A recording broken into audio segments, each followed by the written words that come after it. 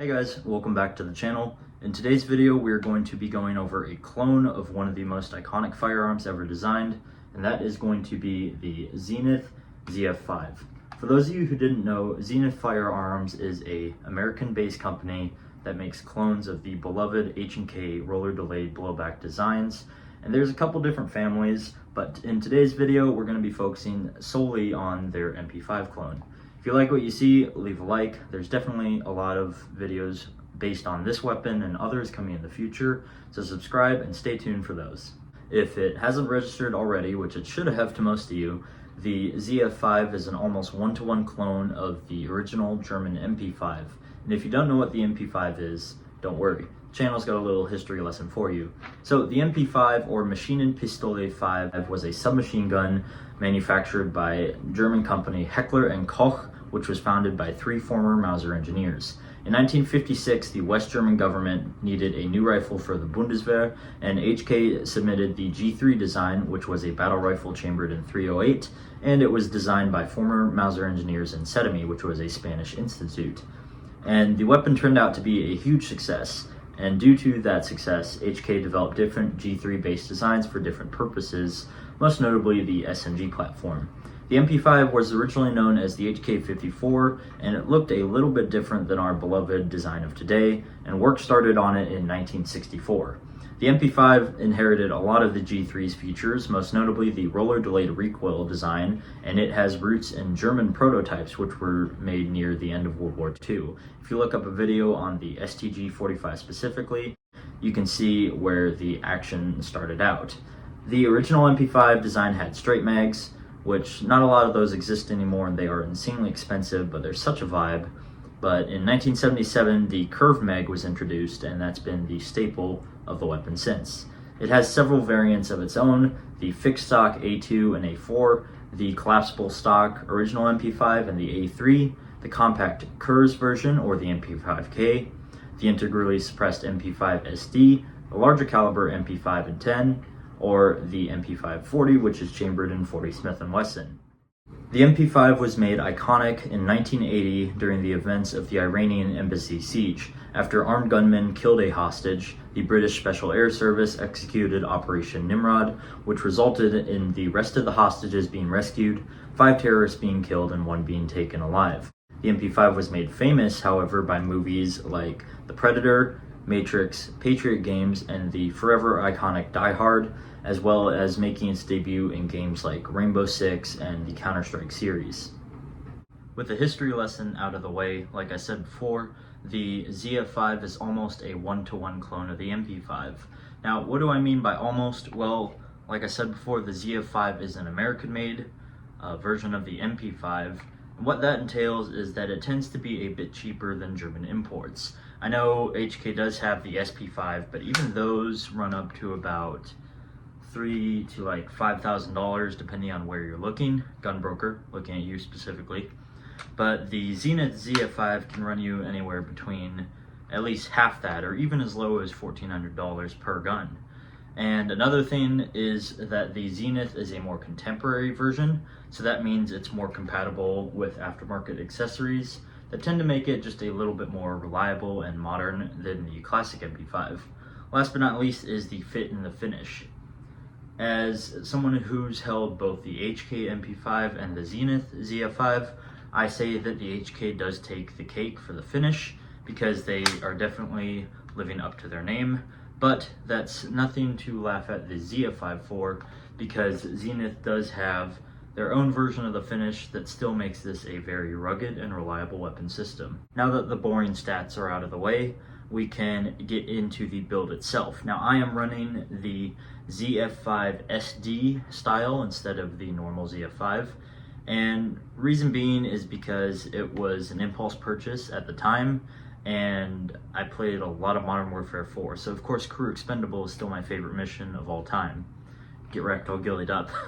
Jokes aside, I am not currently running a suppressor. This is a Trilug flash cone from In Lead We Trust. It's a website that I can link down in the description below, and what they do essentially is they make a muzzle device that simply slides into a barrel that does not extend past the handguard and makes said barrel extend past the handguard, so all the gases and the flash go blowing out the front instead of, say, into my hand or into the gun itself and potentially messing it up.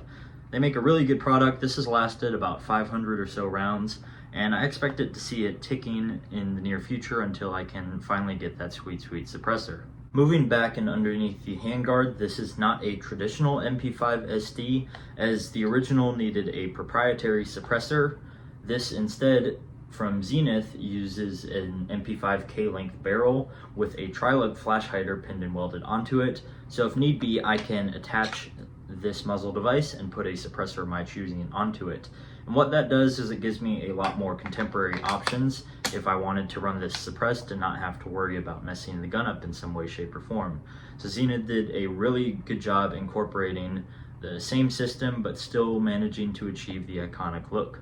Before we move on, I did want to note that the barrel length does affect accuracy at range. However, when I was filming content for this or just drilling with it in general, I had no issues hitting out to 100 or 120 meters with just the iron sights and the tri-lug flash cone, but we will definitely be revisiting this topic in the future, so please stay tuned for those videos and keep that in the back of your minds. Moving more back, the receiver and magwell are both metal. The lower is polymer, but we'll get to that in a second. But I do like the way it feels. It adds a nice hefty weight. The entire system weighs just a little over 5 pounds, but nevertheless just presents a very rugged and reliable feel when shooting the weapon. And on top, I have a Midwest Industries HK rail. I know it's not the best, but this is a budget MP5, so we're kind of balling on a budget with attachments as well. If you're looking for better ones, B&T is the next best bet. They make a lot of excellent attachments for MP5 specifically. Go ahead and check them out. And behind the optic rail, I do use the diopter sights every now and again. I do notice that I had a SIG Romeo 5 mounted in the video, but we took that off because don't know if it's just going to spontaneously explode or something, as per SIG usually does. But the diopter sights are what you'd expect from any normal H&K gun that has them. They are excellent and provide a nice field of view. If you want to adjust this little knob in the front, you can tighten that sight picture up or just leave it nice and big should the need arise. In any case, I do like running red dots on MP5 specifically because that's what I've used in video games and that's what I shot when I was getting into my whole HK craze. But one of the best parts about the MP5, in my opinion, or any HK roller delayed system in general, is the diopter sights. Now, the diopter sights consist of a front sight ring with a post and an adjustable rear sight. So there are a couple different sight apertures for the rear sight. You have a bigger hole, but you can adjust it to tighten up your sight picture, make it a little bit smaller so you can focus on accuracy a little bit more. But I prefer to leave it at its biggest because I just like getting that whole sight ring in there. It's a very clean sight picture, and I definitely wouldn't trade these irons for anything else. For the lower receiver, I am running a Magpul one instead of the original Zenith one, and it's nothing against Zenith. I have dropped their entire parts kit into the Magpul lower. It's just that I felt like it was more fitting to have something that embodies the more traditional H&K look instead of the Zenith one, which again, great lower, just not the vibe I was going for. It does have a 3 position, so safe, semi-automatic, and a 3rd position, which is purely cosmetic. As you can see, if I shoot and rack it, it'll reset. It's just a glorified semi-automatic 3rd position. The controls are nice and easy to use with both hands, should I need to switch hands in a gunfight or something. And the safety does as it's supposed to. And what I do like about it too is that it does integrate well into the upper receiver so that I can slide any butt plate I want onto it. Which brings me to the butt plate. This is not a SBR, this is a pistol, courtesy of this brace here from SB Tactical. This is a 3-position brace, so I can have it fully collapsed, semi-extended, or fully extended. And it definitely encompasses that traditional MP5 feel while still being in line with arbitrary NFA laws. If I really did want to, I could take this all the way out and just kind of gangster shoot the ZF5 as if it's just an average pistol, but since I'm a stickler for the classic vibe and not wanting to pay a tax fee myself, I prefer to run it with the brace fully extended.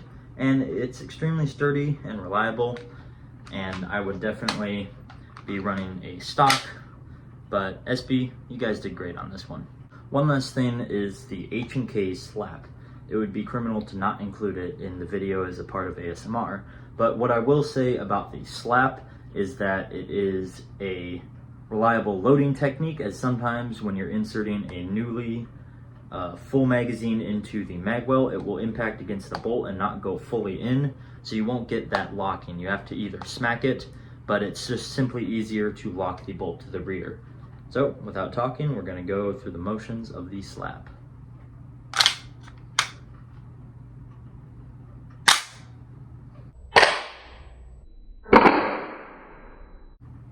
So sexy. As far as closing remarks go, Zenith Firearms has definitely knocked it out of the park with the ZF5. This is a very faithful, very nice, almost one-to-one scale clone of the actual H&K. That being said, this does not actually compare to an H&K that well. I fired the actual MP5 and the SP5 import, and I say that those feel a lot different than any of the clones I've fired. That being said, if you are looking for something that's in a more 1 to 2K price bracket, then something like the ZF5 or the Century Arms AP5 or even the Military Armament Corporation MP5 clone, those ones are for you. And what you are getting with those repros is you're getting a more reliable contemporary package that you can slap a bunch of upgrades on, as opposed to one of the older H&K designs. So Zenith, you guys did amazing with this, and we are definitely going to be revisiting this gun in the future, so stay tuned. Thank you guys for tuning into the channel. If you like this video, leave a like, subscribe for more, and I'll see you in the next one.